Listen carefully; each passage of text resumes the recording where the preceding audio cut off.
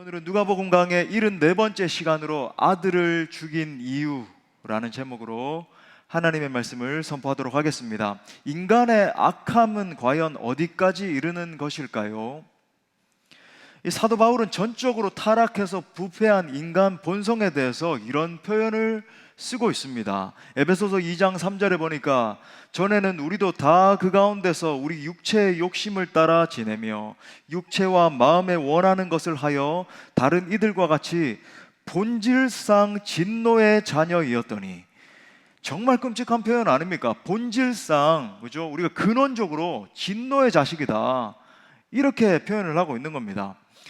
이 부분에 대해서 저명한 설교자 폴 워셔 목사님이 이런 표현을 썼습니다. 모든 인간이 참된 영적 생명 없이 하나님의 인격과 뜻에 무감각한 상태, 곧 영적 사산화 상태로 세상에 태어난다. 영적인 사산화로 그렇게 태어나게 된다는 거예요, 우리 모두가. 자, 이뿐만이 아닙니다. 완전히 부패한 인간은 하나님의 뜻에 무감각할 뿐만 아니라 적극적으로 하나님을 대적하는 자리에까지 다다릅니다.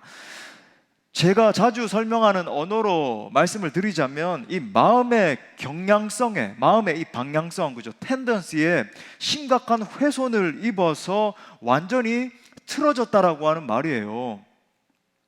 수도관의 근원이 깨끗한 물이 있는 곳에 이렇게 연결되어 있는 게 아니라 더럽고 아주 악취가 나는 그런 근원에 연결이 되어 있다 보니까 거기서 여러분 물이 흘러내려오면 어떻게 될까요? 계속 오염된 물이 콸콸콸 쏟아지고 우리가 그 오염된 물을 먹고 냄새 맡고 그걸로 씻고 그렇게 해야 되는 것 아니겠습니까? 마치 그런 이치와 같다는 거죠. 이에 대한 우리 예수님의 말씀을 한번 들어보십시오. 이렇게 말씀합니다. 마태복음 12장 34절에 보니까 이 우리에게 말씀하신 거예요. 독사의 자식들아, 너희는 악하니 어떻게 선한 말을 할 수 있느냐. 자, 여기서 말하는 너희는 악하다, 악하니가 무슨 말인가? 우리의 본성 자체가 완전히 타락해서 악하게 되었다는 말이에요. 마음의 경향성 자체가 완전히 뒤틀려져 버렸다라고 하는 겁니다. 타락한 인간은 이 도덕적으로 부패한 본성을 가지고 있기 때문에 그의 의지도 도덕적으로 부패한 행위를 지향합니다. 인류의 역사를 가만히 살펴보면 이 인간이 얼마나 타락해서 극심한 악, 그죠? 그냥 단순히 뭐 작은, 비교적 이렇게 작게 보이는 그런 악들도 있는데 극심한 악을 행하는 존재가 됐는지를 단번에 알 수 있죠. 인류 역사 가운데 극한의 살육이 벌어졌던 그런 시기들이 있지 않습니까? 나치의 유대인 600만 명 살육, 공산주의 혁명을 통한 이 스탈린이 일어나서 2천만 명을 살육하고 자기가 원하는 그 공산주의 체제를 세우질 않나. 또 중국 문화 대혁명 당시 이 마오쩌둥에 의해서 4천만 명이 살육되기도 했습니다. 끔찍한 것은 이와 같은 일이 지금 우크라이나 땅 가운데서 벌어지고 있다라고 하는 거죠. 러시아의 침공으로 일어난 이 우크라이나 전쟁 6개월간 러시아군은 수많은 우크라이나 시민들을 대량 학살하고 있지 않습니까? 우리 너무 잘 알잖아요. 통계에 보니까 현재까지 민간인 사망자가 이 8월 중순 통계인데 2만 7천여 명에 이르고 우크라이나 군 전사자가 2만 3천 명 이상이라고 합니다. 제가 사진을 좀 준비했는데 좀 보여주실까요? 예, 일반인들이 이렇게 막 길거리에 쓰러져 있습니다. 네, 다음 사진. 예, 이렇게 막 학살이 되어 있죠. 또 다음. 이거는 이제 키이우 지역에 이제 공습을 했을 때인데 한꺼번에 며칠 안에 그 몇천 명 이상이 이렇게 학살이 돼가지고 이거 뭐 공동으로 이렇게 묻히게 되는 끔찍한 일이 또 벌어지고, 또 다음. 지금 군인들이 이렇게 죽어 있죠. 또 다음. 예, 이 젤렌스키 대통령이 이런 시신들을 바라보면서 너무 근심에 쌓인 그런 표정입니다. 네, 감사합니다. 제가 이런 것들 여러분들 뭐 뉴스를 통해서도 보시고 또 접하셨겠지만은 제가 왜 보여드리는가? 여러분, 이것이 인간 악의 실체입니다. 저와 여러분 인간들의 실체예요. 오늘 본문은 성경에서 가장 슬픈 이야기 중에 하나입니다. 인간의 악함이 어떤 끔찍한 결과를 초래하는지 드러나 있기 때문입니다. 말씀을 통해서 먼저 정말 우리 인간들의 이 악함에 직면할 수 있기를 바랍니다. 하나님은 말할 수 없이 크신 사랑의 하나님이신 것에 비해서 불쌍히 여기시고 자비가 넘치시는 그런 하나님이신데, 나는 얼마나 끔찍한 죄인인지 정말 깊이 깨달을 수 있기를 바랍니다. 나아가 그럼에도 불구하고 정말 엄청난 사랑으로 나를 포기하지 않으시고 끝까지 사랑하시는 하늘 아버지를 만나는 축복의 시간 될 수 있기를 간절히 축복합니다. 자, 크게 두 가지로 살펴보겠습니다. 자, 첫 번째는 예수님은 과연 이 비유를 통해서 무엇을 말씀하고 계시는가라는 거예요. 예수님 과연 이 비유를 통해서 뭘 말씀을 하고 계시는가? 이게 중요합니다. 그죠? 이게 파악이 돼야 우리가 적용점을 붙들고 나뉘겠습니까? 자, 누가복음을 잘 읽어보면 누가가 의도적으로 종교 지도자들과 백성들을 대비시키고 있다는 것을 우리가 알 수 있어요. 자, 먼저 종교 지도자들은 예수님을 죽이려고 하는 자들로 묘사되고 있습니다. 자, 지금 20장에 왔죠. 근데 바로 앞에 그 19장, 자, 47절 말씀을 한번 보십시오. 이 종교 지도자들에 대해서 이렇게 묘사합니다. 예수께서 날마다 성전에서 가르치시니 대제사장들과 서기관들과 백성의 지도자들이, 이들이 이제 다 종교 지도자들이죠, 그를 죽이려고 꾀하되, 계속 예수님의 사역을 방해하고 예수님을 그저 어떻게 하면 죽일까, 이런 거 구상하고 있는, 이게 종교 지도자들의 실체라는 겁니다. 자, 반면에 백성들은 예수님의 말씀에 귀를 기울이는 자들로 묘사를 하고 있어요. 자, 이어서 48절에 보니까 백성이 다 그에게 귀를 기울여 들으므로 종교 지도자들이 어찌할 방도를 찾지 못하였더라. 자, 보십시오. 그렇다면 누가가 지금 이 두 부류를 갖다가 왜 지금 이렇게 대비를 시키고 있는가? 의도적으로 지금 그렇게 하고 있거든요. 왜 그렇게 하냐는 거예요. 지금 누가는 이 두 부류를 부각시키면서 한 가지 사실을 고발하고 있습니다. 결국 이 두 부류 다 예수님의 권위를 말살시키는 주체들이라는 거예요. 결국 이 두 부류 다 각각 이렇게 표현되는 건 다른데 예수님의 권위를 결국은 말살시키는 존재들이라는 겁니다. 자, 보십시오. 표면적으로 드러나는 모습은 두 부류가 완전히 상이하게 드러납니다. 그죠? 지도자들은 지금 예수님을 죽이려고 하고 있어요. 반면에 백성들은 예수님의 말씀을 청종해서 듣고 있습니다. 하지만 마지막 순간에는 두 부류 다 일심동체가 돼서 예수님을 십자가에 못 박습니다. 이것이 지금 누가가 복음서를 기록하면서 계속해서 암시하고 있는 그런 내용이에요. 자, 이 전제를 알고 있어야 우리가 오늘 본문의 의미를 제대로 파악을 할 수 있습니다. 자, 이 전제를 붙들고, 자, 이제 그러면 오늘 본문에 우리가 깊이 들어가 보겠습니다. 자, 오늘 9절에서 드러난 것처럼 오늘 본문은 어떤 말씀이죠? 비유의 말씀이에요. 그죠? 자, 성경을 보면, 성경을 보세요. 자, 9절에 보니까 오늘 비유로 말씀하셨다 그러죠. 예, 비유의 말씀입니다. 여러분, 이 비유 해석에서 제가 비유가 나올 때마다 계속 주지시켜 드리는 것, 이 비유 해석에서 가장 중요한 건 뭐냐면 비유의 이면에 숨겨져 있는 메시지를 파악하는 거예요. 그러니까 이단들이 하는 것처럼 비유의 내용을 직접적으로 그냥 대입시켜 버리면은 여러분 엉뚱한 결론에 다다르게 되는 겁니다. 비유의 이면이 있잖아요. 그죠? 우리가 비유를 이야기하더라도 예수님이 비유를 하신 그 이면에 숨은 내용이 있단 말이죠. 자, 제가 하나씩 설명을 드리겠습니다. 먼저 오늘 비유에서 중요하게 부각되는 이 5부류들이 나와요. 이 5부류가 어떤 걸 의미하는지 제가 이제 말씀드릴 테니까 적어 놓으십시오. 그래야 여러분 이 오늘 본문의 의미를 제대로 파악을 할 수 있어요. 자, 첫째, 포도원을 만든 주인은 하나님입니다. 당연히 하나님이겠죠. 이 포도원 주인이 계속 자기 종들을 보내고 또 결국 자기 아들을 보내잖아요. 자, 둘째로 포도원은 뭘 가리키는가? 포도원은 이스라엘을 가리킵니다. 이스라엘. 구약 성경에서 이제 포도나무다, 그 다음에 이제 포도원이다 이렇게 나오면은 이건 이스라엘을 사실 상징해서 말하는 거거든요. 그러니까 이 메시지를 듣고 있던 이 유대인들, 그죠? 유대인들이 이스라엘 아닙니까? 이스라엘의 백성들이잖아요. 이 유대인들이 예수님께서 이 비유를 말씀하실 때 포도나무다 이렇게 이야기를 하니까, 포도원을 말씀하시니까 바로 자기들에게 하는 이야기인지 금세 알아차린 거예요. 자, 보십시오. 16절에 보니까 이렇게 반응합니다. 사람들이 듣고 이르되 그렇게 되지 말아지이다, 막 이렇게 막 소리 지르는 거예요. 여러분, 여기에서 어떤 뉘앙스가 느껴집니까? 이 표현 속에서 말씀을, 예수님의 이 비유를 딱 듣고 나니까 자기들에게 하는 메시지인지를 이렇게 깊이 알아듣고는 놀람과 막 분노의 감정, 그죠? 괴로움, 공포 같은 이 감정들이 다 드러나 있잖아요. 그렇게 되지 말아지이다. 사람들이 그렇게 막 소리치는 거예요. 동시에 소위 자기들에게 해당하는 말씀인지를 알았기 때문에 감정이입이 된 겁니다. 이들 사람들이 막 감정이 입이 돼가 막 동요된 거예요. 자, 세 번째, 농부들은 이스라엘의 지도자들과 백성들을 가리킵니다. 자, 이 농부들이 포도원 주인이 보낸 종들과 아들을 능욕하고 상하게 하고 심지어 죽여버리죠, 그죠? 예. 자, 네 번째, 주인이 보낸 종들은 선지자들을 가리킵니다. 주인이 보낸 종들은 선지자들을 가리켜요.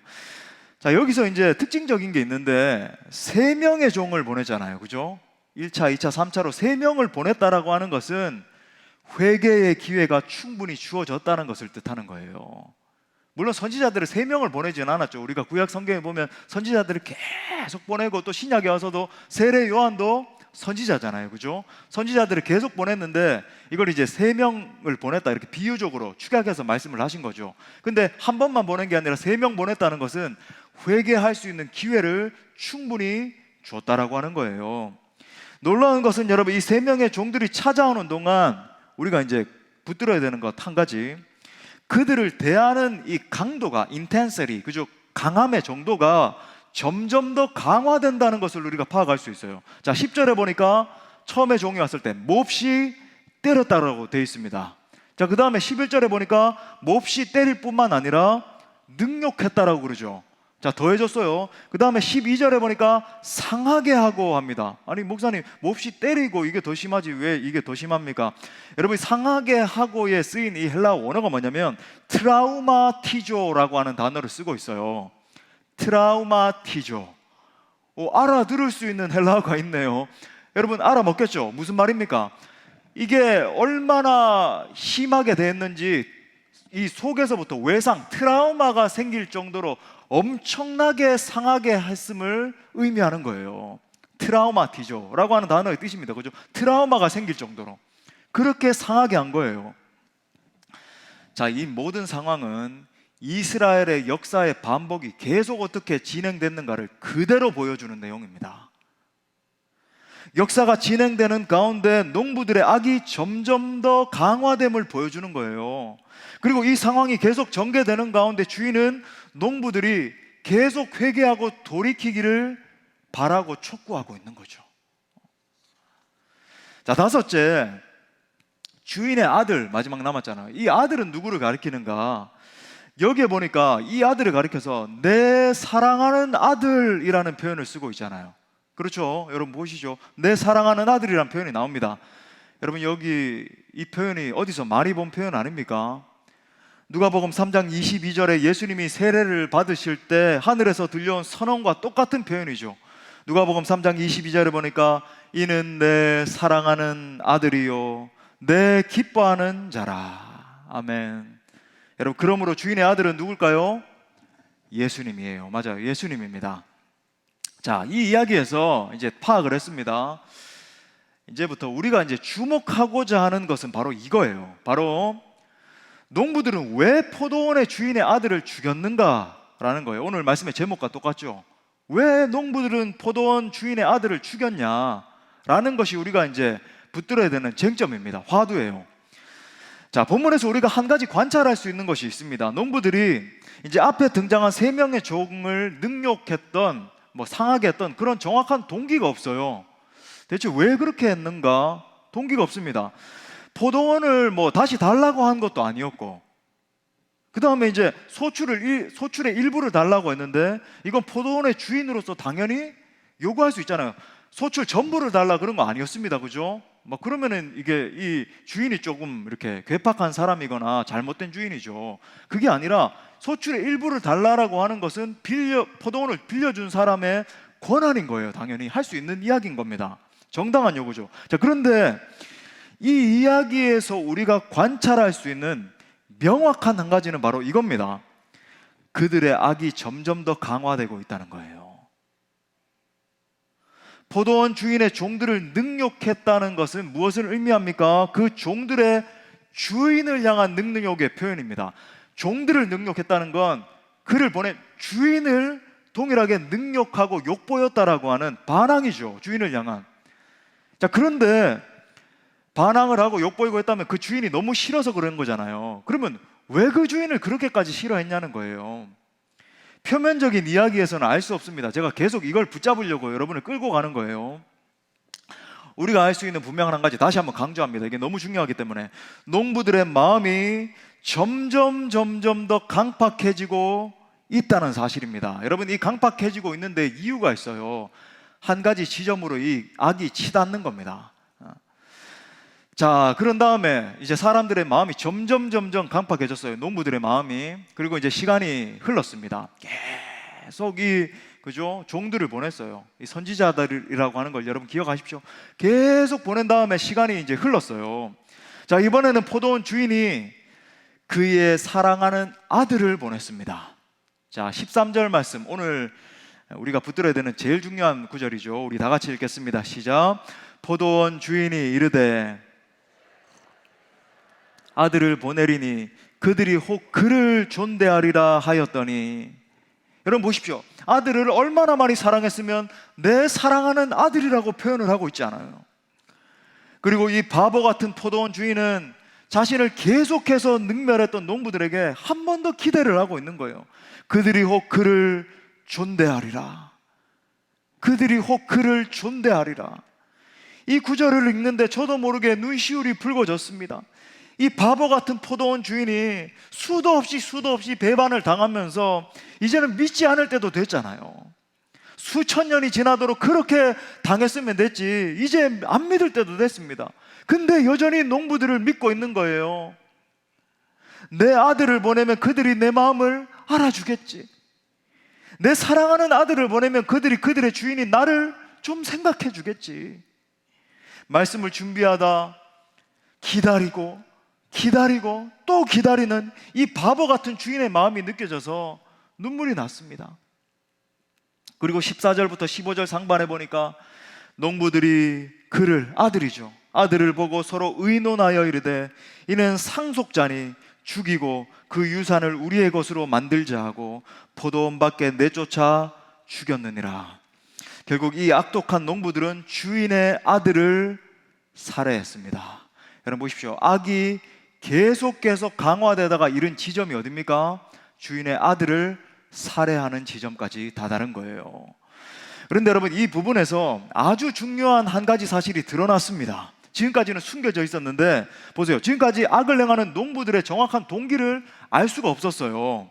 구약 성경에서도 보이지 않았습니다. 지금까지 선지자들을 보낸 그동안에도 알 수 없었어요, 그 동기를. 그런데 자, 14절에 보니까 포도원 주인의 아들을 죽인 정확한 동기가 나오네요. 이들이 스스로 고백합니다. 그 유산을 우리의 것으로 만들자. 바로 이거예요. 지금까지 그들의 악이 강화된 동기가 바로 이겁니다. 그리고 급기야 아들을 죽인 동기가 바로 이거였어요. 그 유산을 자기들의 것으로 취하는 것이었죠. 이 비유를 통해 결국 이스라엘이 지금까지 해왔던 모든 악의 실체가 드러났습니다. 그들은 하나님의 자리에 자기들이 앉고 싶었던 거예요.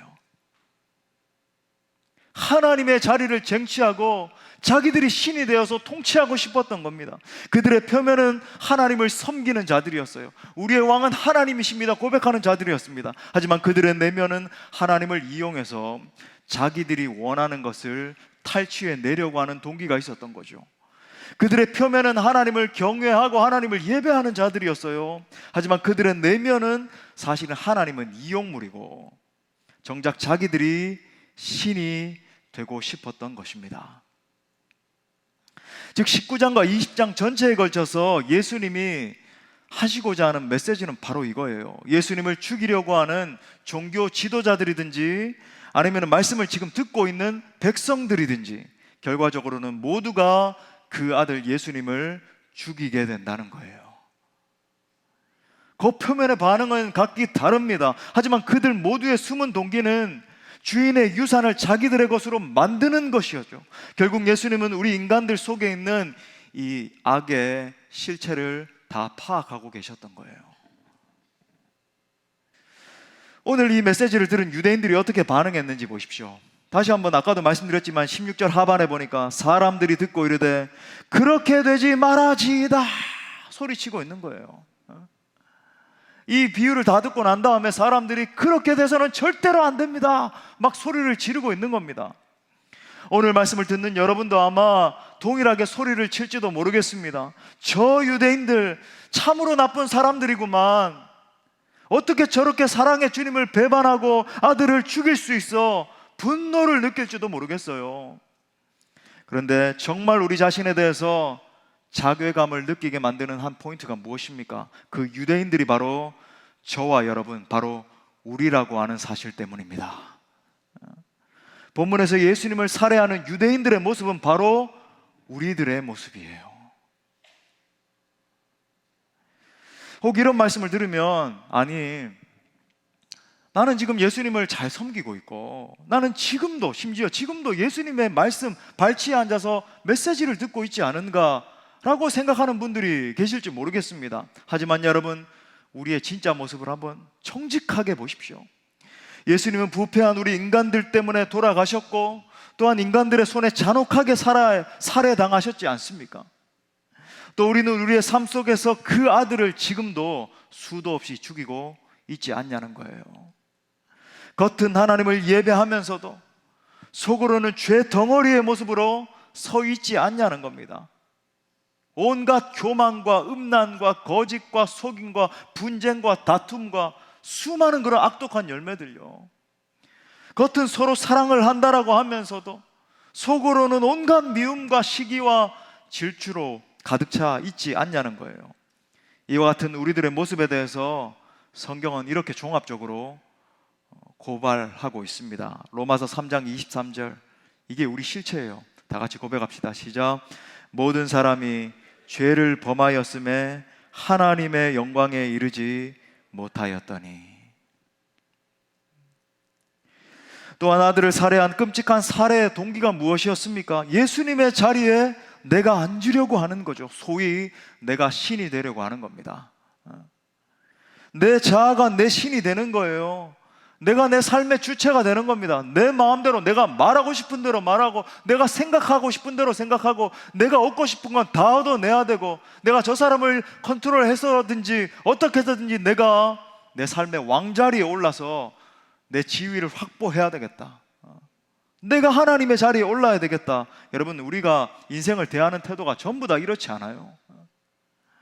우리는 속이고 숨기는 데 능하지만 정작 우리 속에는 끊임없이 이렇게 말하고 있는 겁니다. 그 유산을 우리의 것으로 만들자. 각자 드러나는 형태는 다 달라요. 하지만 우리 속으로부터 이렇게 말하고 있는 거예요. 그 유산을 우리의 것으로 만들자. 이것이 바로 우리가 직면해야 할 우리들 속에 있는 끔찍한 악의 실체입니다. 자, 두 번째로 이 비유를 통해 우리가 붙들어야 되는 메시지는 무엇인가라는 점이죠. 우리가 무엇을 붙들어야 되는가? 저는 정말 이 비유에서 주님이 말씀하시는 것, 그것만 붙든다면 여러분 정말 우리가 진정한 신앙인으로 설 수 있다고 생각을 해요.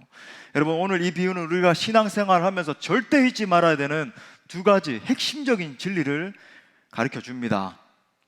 자, 첫 번째 사실은 하나님의 사랑은 오래 참으시는 사랑이라는 거예요. 우리 한번 따라합시다. 하나님의 사랑은 오래 참으시는 사랑입니다.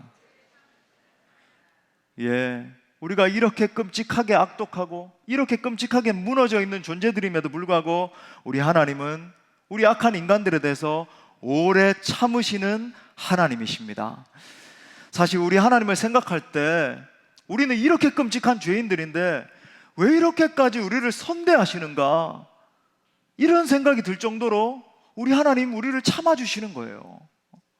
왜 이렇게까지 못난 우리에 대해서 우리를 기다려주시고 참아주시고 견뎌주시는가, 이런 생각이 들잖아요.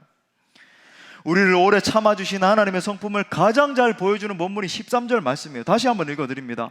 포도원 주인이 이르되 어찌할까? 저는 이것도 정말 분통 터져요. 그렇게 선지자들을 보내면서 능멸하고 죽이고 상하게 하고 이제는 그만 그칠 때가 됐는데 그 사랑이 그쳐지질 않는 거예요. 또 어찌할까? 저는 어찌할까 고민하시는 것 자체가 너무나 부끄럽게 짝이 없고, 어떻게 하나님, 우리 하나님 이럴 수 있을까? 심지어 이 답이 더 대단합니다. 내 사랑하는 아들을 보내리니 그들이 혹 그는 존대하리라 하였더니. 사실 이 구절을 읽으면 거의 자동적으로 떠오르는 구절 하나가 있지 않아요? 바로 요한복음 3장 16절 말씀이잖아요. 우리 다 같이 이 놀라운 복음의 말씀, 지금 오늘 이 본문에 드러난 예수님의 심경이 그대로 다 드러나 있습니다. 우리 다 같이 읽겠습니다. 시작. 하나님이 세상을 이처럼 사랑하사 독생자를 주셨으니 이는 그를 믿는 자마다 멸망하지 않고 영생을 얻게 하려 하심이라. 아멘, 아멘. 예. 하나님이 죄악으로 가득한 저와 여러분을 사랑하신대요. 우리 같이 이렇게 무너져 있고 악독하기 짝이 없는 우리를 사랑하신대요. 얼마나 기가 막힌 사랑입니까? 감당할 수 없는 사랑이잖아요. 그런데 우리를 향한 이 하나님의 사랑이 무엇으로 나타났다라고 말합니까? 독생자를 주셨으니, 내 사랑하는 아들을 보내리니. 여러분, 다른 사람을 구하기 위해서 내 아들이나 내 딸을 내어줄 수 있다, 여러분, 이게 가능한 일입니까? 물론 저 사람의 생명을 구하는 것도 정말 귀중한 일이다, 그런 상황이 됐다라고 생각을 해보세요. 근데 여러분, 그 사람을 살리기 위해서 내 아들을 내어줘야지만, 내 아들의 목을 베야지만 그 사람을 살릴 수 있다 그러면 여러분, 누가 아들을 죽일 수 있겠습니까? 우리 중에 아무도 못할 거예요. 그런데 사랑의 눈이 먼 이 바보 같은 하나님은 우리를 어떻게 사랑하셨다라고 말합니까? 독생자를 내어주셨다라고 말하는 거예요. 그만큼 우리를 사랑하신다라고 말씀하는 겁니다. 그런데 그 독생자를 내어주셨다라고 하는 의미가 뭐죠? 우리를 살리시기 위해서 하나님이 독생자 예수 그리스도를 저주의 나무에 매다셨다는 것을 의미하잖아요. 바로 우리 3장 16절 바로 앞에 요한복음 3장 14절부터 15절에 보니까 모세가 광야에서 뱀을 든 것 같이 인자도 들려야 하리니, 예수님이 자기 자신을 인식하고 계시는 거예요. 인자도 들려야 하리니 이는 그를 믿는 자마다 영생을 얻게 하려 하심이니라. 아멘. 여러분, 실제로 예수님은 우리의 죄값을 대신하여 죽으셨습니다. 이것이 십자가에서 드러난 하나님의 엄청난 사랑, 엄청난 은혜 아니겠습니까? 그렇다면 지금도 하나님이 우리를 향해서 원하시는 한 가지가 무엇일까요? 바로 우리가 회개하고 하나님께로 돌아가는 것입니다. 우리를 향해서 오래 참고 계시는 하나님은 지금 이 순간에도 우리가 전폭적으로 돌아오기만을 기다리고 계시는 거예요. 그러므로 그 하나님의 엄청난 사랑 앞에 진정으로 회개하고 돌아갈 수 있기를 바랍니다. 자, 두 번째 사실은, 우리가 이 말씀을 통해 깨달을 수 있는 두 번째 사실, 오래 참으시지만 끝까지 참으시지는 않는다는 거예요. 여러분, 이것도 새깁시다. 우리 따라합시다. 오래 참으시지만 끝까지 참으시지는 않는다. 자, 이 구절까지 너무나 참 가슴 절절해요. 그런데 여러분, 무서운 말씀이 나옵니다. 자, 15절부터 16절 다시 보니까 이어집니다. 포도원 밖에 내쫓아 죽였느니라. 그 다음에 보니까 그런즉 포도원 주인이 이 사람들을 어떻게 하겠느냐, 와서 그 농부들을 진멸하고. 여러분, 이 와서라고 하는 의미가 어떤 의미인지 아시죠? 진멸하고 포도원을 다른 사람들에게 주리라 하시니. 우리가 하나님 앞에 설 때에 반드시 인식해야 되는 하나님의 속성이 무엇입니까? 우리가 믿는 하나님은 100% 사랑의 하나님이시면서 또한 100% 공의의 하나님이시라는 사실이죠. 우리가 믿는 하나님은 죄인인 우리에게 구원의 손을 펼치셔서 구원의 은혜를 주시는 사랑의 하나님이십니다. 할렐루야. 우리가 그 은혜 때문에 구원받고 우리가 그 은혜를 붙들 때에 하나님의 폭포수와 같은 사랑이 우리에게 임하는 것 아니겠어요? 그와 동시에 죄인인 우리가 회개하지 않고 하나님의 은혜가 주어졌음에도 불구하고 그 죄악된 상태에 계속 맴돌고 있으면 반드시 그 죄인을 심판하고 마시는 공의의 하나님이시라는 거예요. 물론 오늘 성경이 말하는 것은 1차적으로는 이 이스라엘 백성들에 대한, 유대인들에 대한 심판을 말합니다. 실제 역사적으로 AD 70년에 그죠? 이 로마의 디도 장군이 예루살렘을 함락을 하고 완전히 회파해 버려서 막 불타서 소멸돼 버렸잖아요. 짓밟혀 버렸습니다. 실제. 자, 그런데 동시에 오늘 말씀의 2차적 의미가 무엇인가? 지금 우리들에게 적용되는 종말론적인 이야기예요.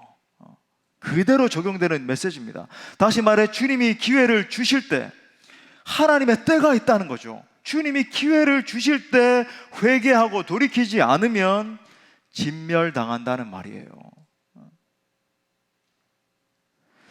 성경은 하나님께서 진노를 바라신다고 엄중히 경고하고 있습니다. 로마서 1장 18절 말씀 이렇게 말해요. 하나님의 진노가 불의로 진리를 막는 사람들의 모든 경건하지 않음과 불의에 대하여 하늘로부터 나타나나니.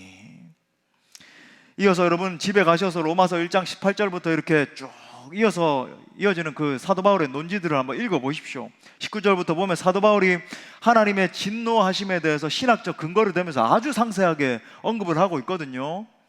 이 사도의 논의를 요약해보자면 하나님의 진노가 임하는데 적극적으로는 불의로 하나님을 대적하는 자들에게 임하게 되고, 또한 동시에 하나님의 사랑을 받아들이지 않음으로써 하나님을 대적하는 자들에게 같이 임하게 된다라고 말합니다. 이게 이제 유기, 첫 번째는 이 세상 사람들이 멀쩡하게 살아가고 있는 것처럼 보이고, 그죠? 막 성공을 위해서 세상 사람들이 그렇게 살고 있는데 그들이 왜 저렇게 멀쩡하게 살아갈 수 있는가? 이거 신학적으로 유기라 그러거든요. 버려둠이에요. 그렇기 때문에 하나님의 진노가 이미 그들에게 임한 것이고, 또한 더 놀라운 건 종말론적으로, 그리고 이 땅을 살아가는 동안에도 그렇고 최종적으로도 그렇고 여러분 하나님의 진노가 임하게 된다는 거예요. 자, 이에 대해서 미국의 저명한 신학자이자 설교가인 존 파이퍼 목사님이 하나님의 진노에 대한 6가지 진실이란 설교에서 이 하나님의 진노에 대해서 이렇게 말을 했습니다. 제가 한번 언급을 드릴게요. 첫 번째는 하나님의 진노는 끔찍하고 영원하다. 하나님의 진노는 정말로 끔찍하고 이게 그냥 단편적인 게 아니라 영원히 지속된다라는 거예요. 두 번째, 하나님의 진노는 눈에 보이게 나타나며 이미 시작되었다. 여러분, 하나님의 진노가 임해서 파멸당하고 얼마나 끔찍한 일들을 겪는 사람들을 저는 많이 봤습니다. 하나님을 대적하다가 완전히 무슨 온 집안이 파멸하고, 그죠? 완전히 쫄딱 한순간이에요. 정말로 명망 있고 잘 나가던 사람이 한순간에 모든 것이 다 무너져 버리는 걸 저는 정말 많이 봤어요, 사역을 하면서. 세 번째, 하나님의 진노는 마지막 심판 때에 최종적으로 온다. 자, 이중적이죠. 이 땅 가운데 있을 때도 하나님을 계속 대적하고, 그죠? 하나님을 막 이렇게 하나님의 교회를 핍박하거나 아니면 막 하나님을 섬기는 종을 대적하고 이러는 경우 가운데 하나님의 진노가 임하는 것을 보는 겁니다. 그런데 더 나아가서 이게 최종적 심판으로도 임한다는 거예요. 예수님의 재림 때는 뭐 말할 것도 없고. 자, 네 번째, 하나님의 진노는 우리의 죄 때문이다. 하나님의 진노가 임하는 그 근원은, 이유는 죄라는 거예요. 우리 죄. 자, 다섯째, 하나님의 진노는 의롭다. 여러분, 이 하나님의 진노가 임한다라고 해서 하나님 끔찍한 분 아니요. 하나님의 의가, 여러분 의라는 게 그렇죠. righteousness, 의라고 하는 것은 반드시 불의를 심판해야만 되는 거예요. 만약에 불의를 갖다가 가만히 내버려 두면 그건 의가 아닌 겁니다. 그죠? 예. 의롭다. 자, 여섯째, 하나님의 진노는 하나님의 특권이지 우리의 권리가 아니다. 이거 하나님의 특권이라는 거예요. 자, 이 모든 사실을 종합할 때 우리가 하나님 앞에 설 때에 어떠한 태도가 중요할까요? 바로 하나님을 경외하는 마음입니다. 이것이 오늘 우리가 최종적으로 붙들어야 되는 제일 중요한 핵심 메시지예요. 우리 한번 따라 선포합시다. 하나님을 경외하는 마음. 예, 진노하시고 심판하시는 하나님에 대해 두렵고 떨리는 마음을 가지는 거죠. 떠는 거예요. 심판주 하나님을 의식하는 마음입니다. 우리 예수님 누가복음 12장 5절에서 이렇게 말씀하세요. 마땅히 두려워할 자를 내가 너에게 보이리니 곧 죽인 후에 또한 지옥에 던져 넣는 권세 있는 그를 두려워하라. 내가 참으로 너에게 이르노니 그를 두려워하라. 두 번이나 반복하시면서 그를 두려워해야 돼. 너 이 땅에 있을 때에 그를 두려워해야 돼. 여기서 말하면 두려워한다는 이 원어적 의미가 경외한다라고 하는 그런 의미예요.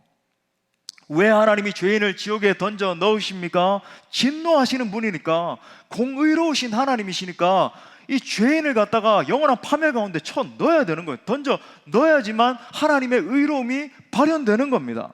그래서 우리는 하나님을 두려워해야 된다는 거예요. 예수님의 음성이죠. 마땅히 두려워해야 될 분을 두려워해야 된다. 정리합니다. 우리가 믿는 하나님은 정말 자비가 풍성하신 사랑의 하나님이십니다. 오래 참고 기다리시고 또 기회를 주시고 또 기회를 주시고,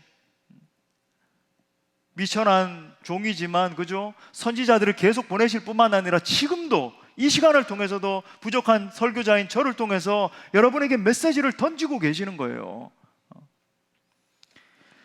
하지만 동시에 하나님은 심판의 하나님, 진노의 하나님이십니다. 주시는 기회에 끝이 있다는 거예요.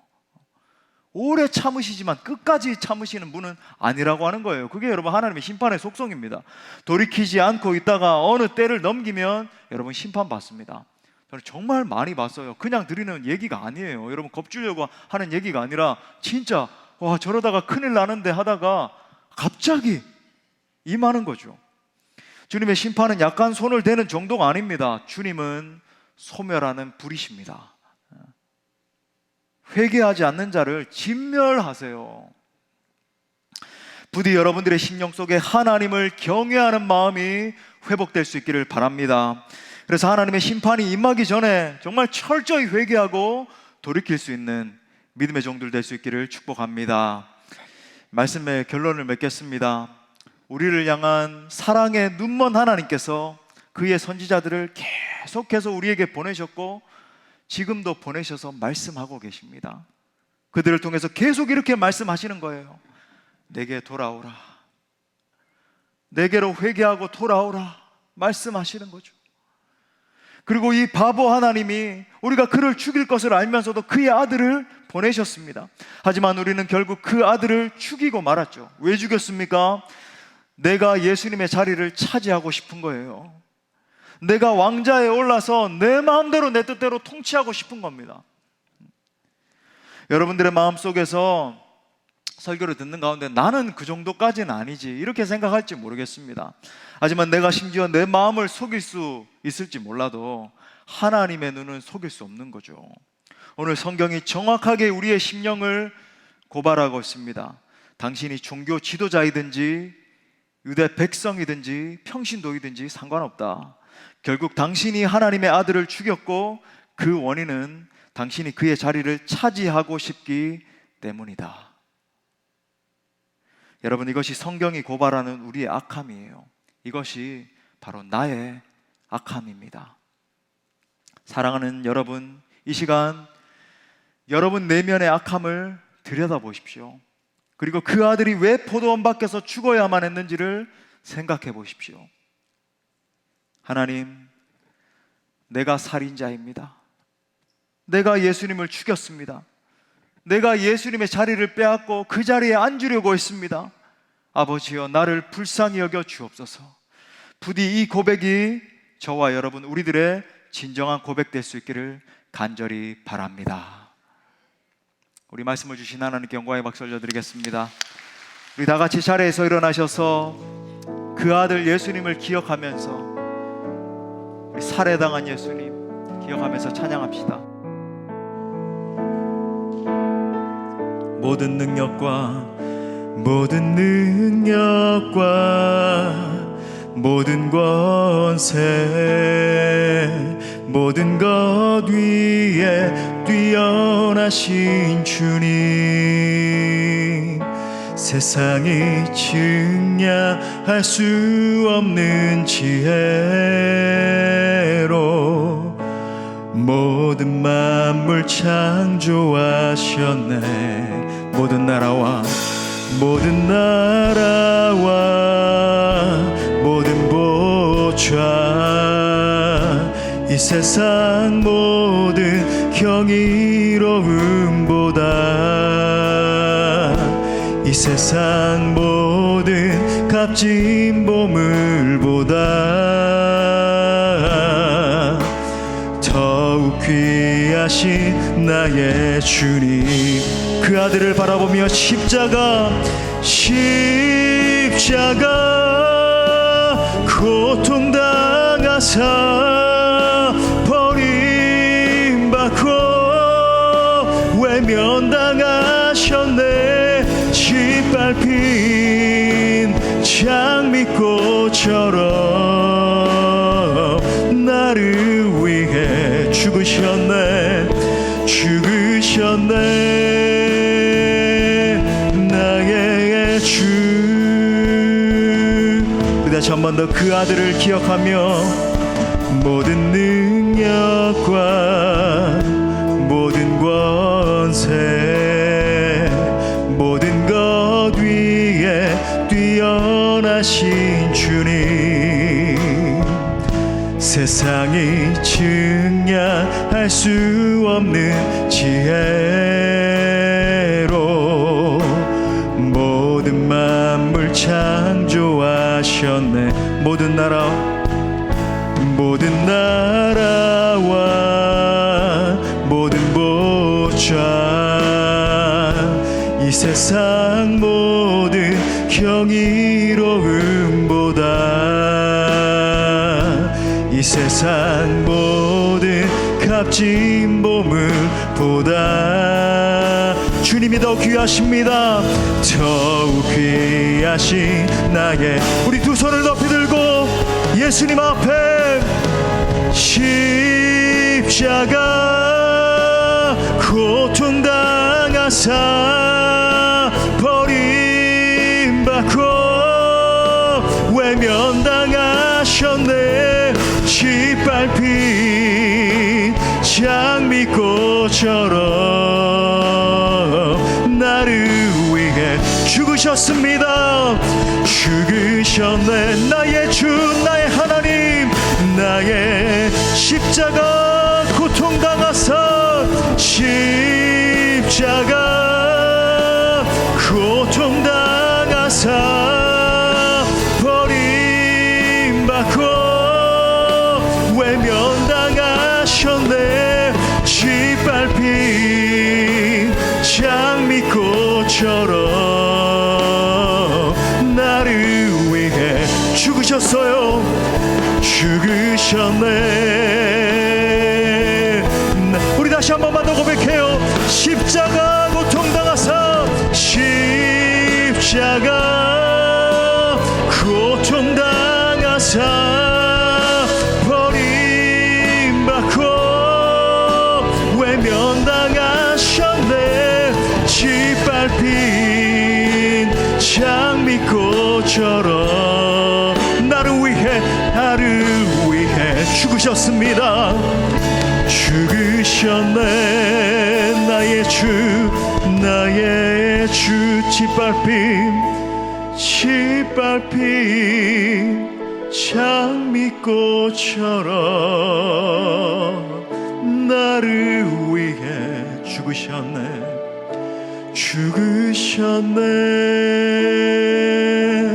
나의 주.